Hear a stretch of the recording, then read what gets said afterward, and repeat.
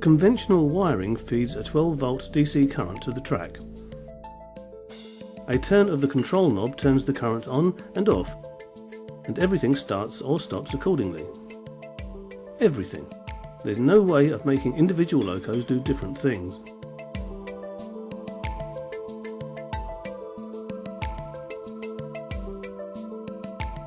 By contrast, with DCC there is a permanent AC voltage from the controller to the tracks.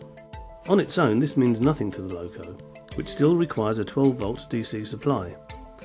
But put a chip into the loco and everything changes. The chip, or decoder, converts the current into the 12-volt DC that the loco's motor needs to work. But it only does it when you tell it to. The chip knows what you want it to do by way of a separate signal that is conveyed along the rails alongside the power current. As you turn up the throttle, the separate control signal communicates with the decoder inside the loco, which in turn releases the current that is always there. The higher the throttle, the more power is released to the motor, and therefore the loco goes faster. By activating the controls, the operator can direct the control signal to make the loco move, turn on lights, or make sounds happen. This means that the operator is in total control. Once you have given each loco's decoder its own unique number, all you have to do is call up that number and the loco will respond irrespective of what other engines are doing. This means that numerous locos can be driven at the same time.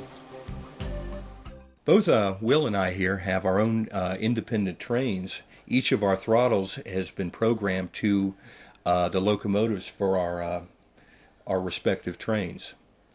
I'm going to be bringing out the Pug with some empties from the distillery, moving down to where I get to the points, and I've got to come to a stop and wait for his branch line train to come through and give me clearance to go into the goods yard. I, on my throttle, have a ginty. Here comes the ginty. Okay. Excellent. As soon as the points are thrown, I can continue on my way. Now, the beauty of this whole system, and I'm sure you'll agree, Will, is that for a change we're actually operating and driving our own trains rather than working running the gamut of electrical switches. This in itself is an amazing advance over conventional control. Even so, it is basic compared to what DCC is really capable of. Later on, David Townend will show you how he has achieved the ultimate in DCC control by harnessing a unique feature of the Digitrax system, LocoNet. Before that, with David's help, we are going to demonstrate how the unique features of the Digitrax system are equally applicable to modelers with more modest ambitions. But first, let's find out more about Digitrax itself.